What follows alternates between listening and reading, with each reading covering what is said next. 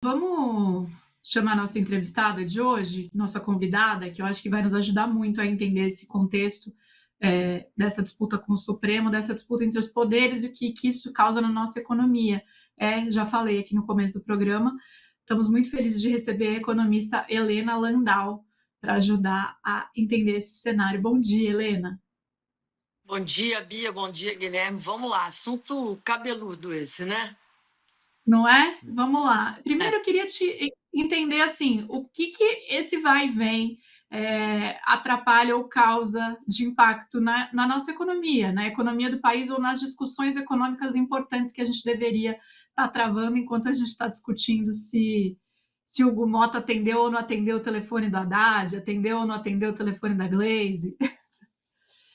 Não, bom, vamos lá, bom dia. Na realidade, eu discordo do Gui, porque a crise institucional já está armada. Ela não vai ser definida com a decisão do Supremo. Ela vem de muito tempo. Eu acho que o Lula subestimou desde o início a capacidade do Congresso de alguma forma, condicionar projetos à contrapartida para o Congresso Nacional. Quando ele conseguiu a PEC da transição, ele achou que teria uma relação fácil com o Congresso Nacional. Quando aprovou o arcabouço fiscal também, que são duas medidas fiscais, se desculpa usar uma palavra forte, desastrosas. Né? Você lá já tinha contratado a crise fiscal. E o Congresso aprova porque também sobra dinheiro para ele gastar mais. Então, não era uma vitória do Executivo.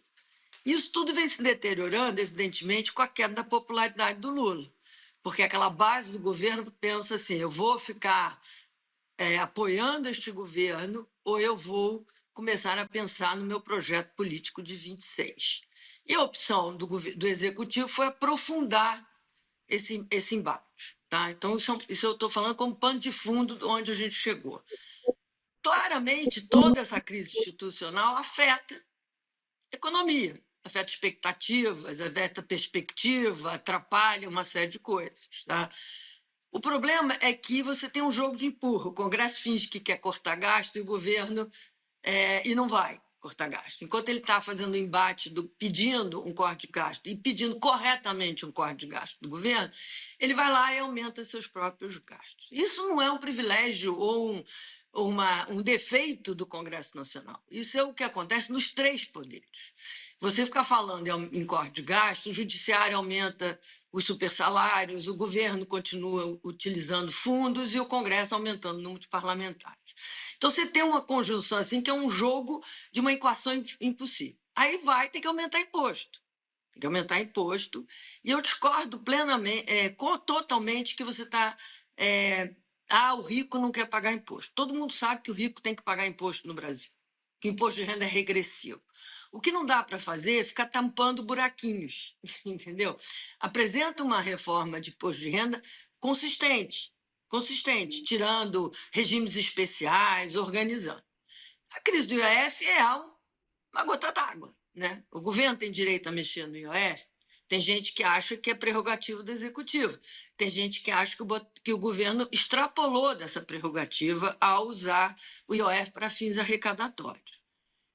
Eu acho que o governo vai ganhar na AGU. Não acho que deveria vir conciliação nenhuma.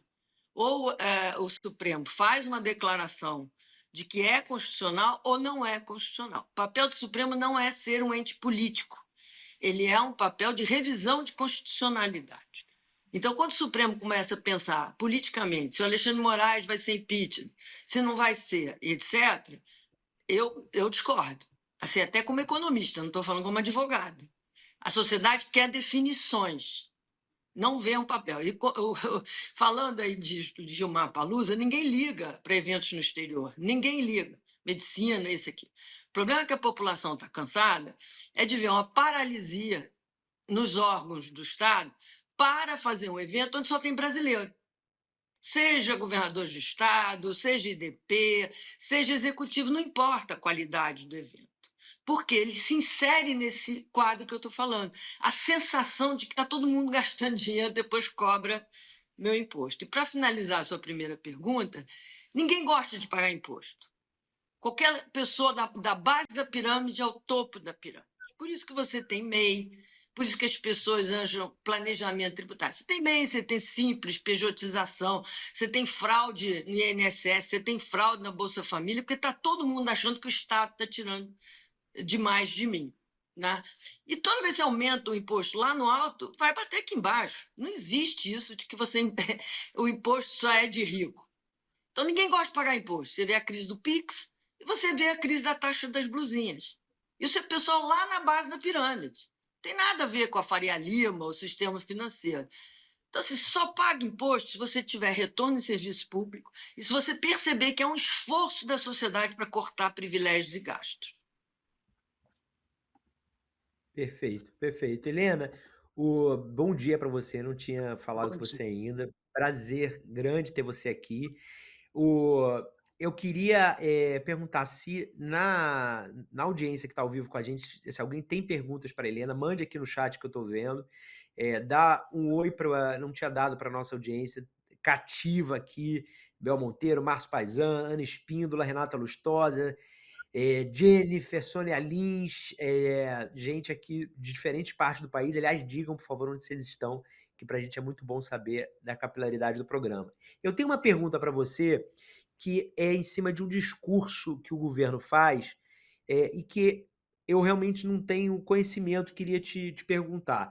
O governo diz que o IOF, esse IOF especificamente, né, que foi alvo do aumento, seria um imposto que só chega ao bolso dos mais ricos.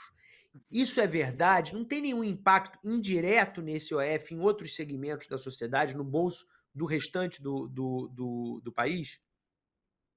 Bom, os impactos são múltiplos. Tem o impacto de maior arrecadação, e com isso você conseguir, vamos dizer assim, cumprir suas obrigações como Estado, seja na saúde, na educação, nas vinculações e tal.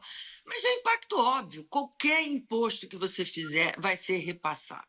Então, eu repito, ninguém quer pagar imposto. Não é o rico que não quer pagar imposto. Outro dia eu estava saindo do cinema, tinha um pipoqueiro na rua, e eu fui comprar uma pipoca e perguntei quanto custa. Ele falou R$ 5 enquanto Brasília deixar. Perguntei por quê. Ele falou assim: não viu esse IOF que aumentou aí ontem? Ele é muito educado, muito culto, sabia tudo. Você vê o nível, o pipoqueiro sabe tudo que acontece em Brasília, sabe tudo de imposto que ele está pagando. Eu falei, mas isso. Eu falei, isso não passou. Ele falou, mas vem o tal de CS alguma coisa. O pipoqueiro sabe o que é CSLL. Eu falei, mas isso não afeta você. Eu fui dando corda, tá? Ele falou, tudo que começa lá no alto chega na gente aqui embaixo. Quer dizer, o governo precisa entender isso. O discurso dele está velho. O discurso está velho. Luta de classe não interessa mais. O Lula entrou agora de volta a 1994. O nós e eles, luta de classes, passou. Não tem mais isso. As pessoas querem saber como é que eu posso empreender? O que o governo vai facilitar a minha vida? Onde ele não vai atrapalhar? Eu pago meu imposto e recebo o que de volta? Entendeu? Então, imposto afeta todo mundo. Não estou dizendo que não seja justo o rico pagar imposto. Óbvio que é. Nós temos uma regressividade na cobrança de imposto no Brasil. Mas não é, como eu digo, estão buscando um imposto aqui, um imposto ali, sem um arcabouço que faça sentido, como foi a reforma tributária do consumo. As pessoas vão reagir. E sem um arcabouço de reconstrução do tributo no Brasil, da estrutura tributária de renda no Brasil, você vai ter a reação ao mesmo tempo, porque não tem corte de gasto. Eu insisto, o governo até hoje não apresentou um pacote de gasto ao Congresso Nacional. Não adianta dizer que o Congresso Nacional não vai me entregar. Você apresenta a sua proposta radical e vê o que o Congresso vai fazer. Devia ter apresentado lá atrás, quando pediu e recebeu do Congresso liberdade para gastar. Devia ter se organizado nisso. Gastou além do que foi permitido. Né? A segunda coisa, que eu acho que as pessoas estão aqui, e bom dia para todo mundo, é outra coisa. As pessoas que fazem projeção, ancoragem de expectativas, não olham mais para o déficit primário. O arcabouço fiscal acabou. A própria ministra do Planejamento já disse que acabou. O próprio secretário do Tesouro, em entrevista, diz que não sobrevive a 2027. As pessoas olham para o crescimento da dívida. porque o governo vem gastando extra, e não é os juros é consequência dessa falta de cuidado fiscal. Então, as pessoas vão vendo a dívida numa trajetória muito perigosa. E o governo acha que a gente está olhando para 0,05 de déficit primário. Não estamos. Helena, e aí eu queria te provocar aqui a refletir com a gente qual seria o caminho, qual seria uma saída para essa situação que a gente se colocou, acho que é consenso aí entre quase todos os economistas que a gente ouve, que há um problema, sim, nas contas públicas, ninguém está interessado em resolver, o Congresso culpa o Executivo culpa o Congresso, mas enfim, ninguém está olhando para isso de uma maneira estruturante. A gente tem, ano que vem, eleição, a gente sabe que medidas estruturantes tendem a ser não a ficar paradas no Congresso, né, em ano eleitoral, porque os parlamentares já estão preocupados com outras coisas. Então, assim, o que ainda seria possível fazer? Como que a gente pode chegar num lugar melhor do que o que estamos hoje? E se você é otimista com relação a uma possibilidade assim? Bom, em primeiro lugar, o que são medidas estruturantes, que é a nova frase do ministro Haddad? Ele não apresentou nenhuma. Começa por aí. Tá? A primeira medida estruturante que o Haddad tinha que apresentar é desfazer os erros do arcabouço fiscal. Isso está todos os dias no jornal. A gente está falando de curto prazo, porque tem uma coisa muito mais grave acontecendo no Brasil de governança fiscal. Qualidade de gastos públicos, o que chega na ponta, o que de verdade retorna para a população. Então, quando você fala em gastos tributários, por exemplo, que você vai cortar, que é uma das medidas estruturantes, não há nenhum enfrentamento dos gastos tributários que, de fato, pesam. Por exemplo, todo mundo sabe que no MEI e no Simples está sendo usado para planejamento tributário, que não necessariamente vai com o objetivo de pequena empresa ou de média empresa. Né? Você precisa rever o Simples e o MEI. O governo vai fazer isso em ano eleitoral? Não. Todo mundo sabe que a Zona Franca de Manaus se esgotou da forma que foi pensada. O governo vai enfrentar um redesenho da Zona Franca de Manaus. Eu, por mim, acabava com a Zona Franca de Manaus, mas não é politicamente viável. Então, vamos redesenhar, vamos fazer que haja um retorno dos 30 bilhões que se gasta lá para a população da Amazônia, para combater o crime organizado. Como é que você vai combater o crime organizado? Com emprego, qualidade e tal. Então, isso, para mim, é medida estruturante. É pensar um Brasil e tal. Mas no curto prazo a gente não vai conseguir. Mas o governo não apresenta nada. Não apresenta nada, porque tem que acabar com o aumento do salário mínimo real, em tempos reais, ou vinculação com a Previdência, tem que desfazer as vinculações do arcabouço fiscal. Então, assim, primeiro, você precisa de fato ter medida estruturante para saber se o Congresso vai apoiar ou não. O que o Executivo está fazendo? Voltou a 2003. Primeiro começa em 94 com nós e eles, e volta, não a 2003, 2006, vamos dizer, a uma política de impulso fiscal, que já deu errado, explodiu no colo da Dilma, tá? Mas começou lá atrás. Então, assim, a gente está cansado de falar de corte de gasto. A população não consegue mais ouvir falar em corte de gasto. Então, vamos passar a falar em qualidade de gasto, em redução, onde que a gente está desperdiçando. Então, essa é a primeira coisa. A outra, a gente não sabe o que vai acontecer no ano que vem, porque a tendência do Lula enfrentar a queda de popularidade e o embate com o Congresso Nacional, que na realidade começou no passado, quando o ministro Dino corretamente começa a cobrar, em sequência o que já havia sido cobrado de Rosa Weber, uma coisa óbvia que está na Constituição, que é o uso de recursos públicos, que a transparência já se começa esse desconforto do Congresso Nacional em ter a obrigação de fazer algo que é a obrigação dele, né? Transparência.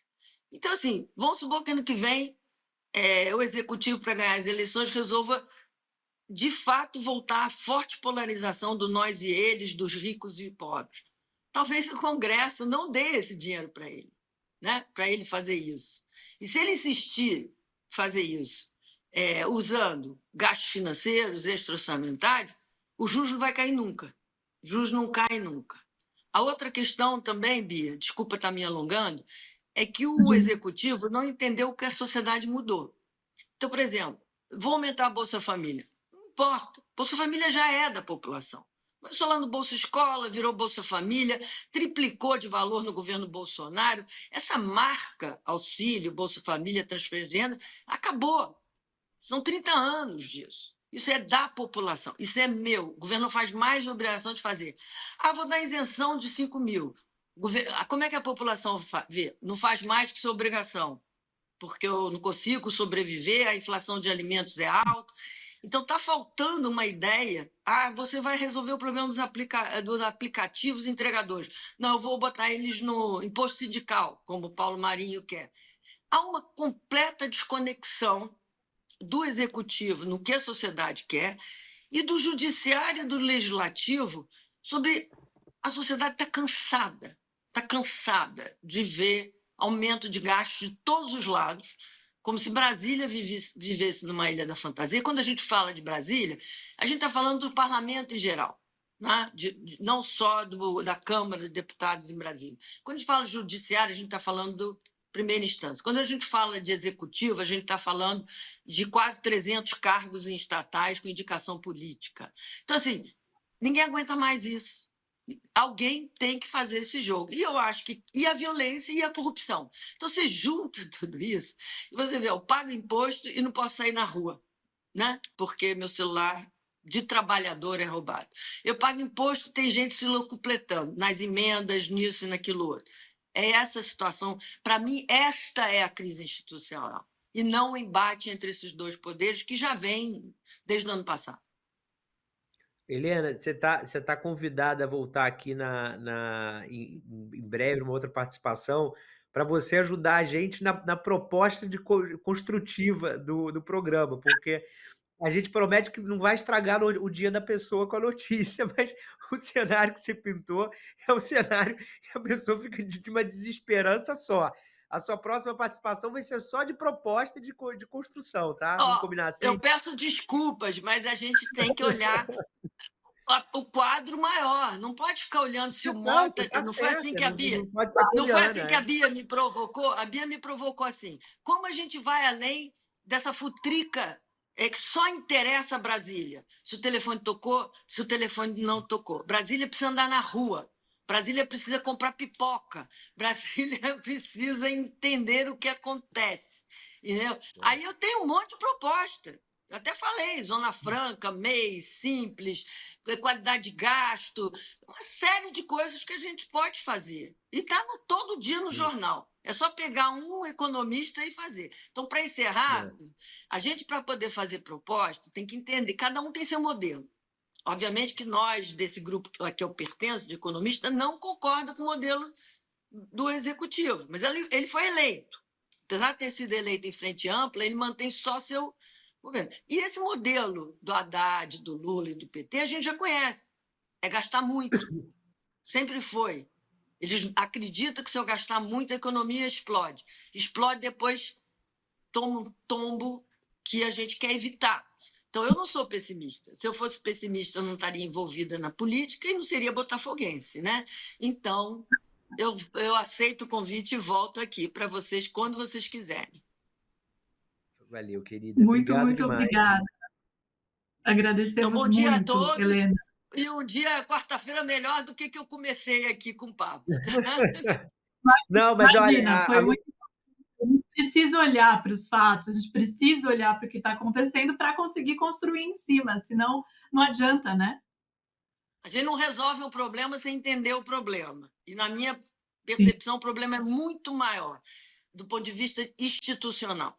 Não é só essa briga deles dois.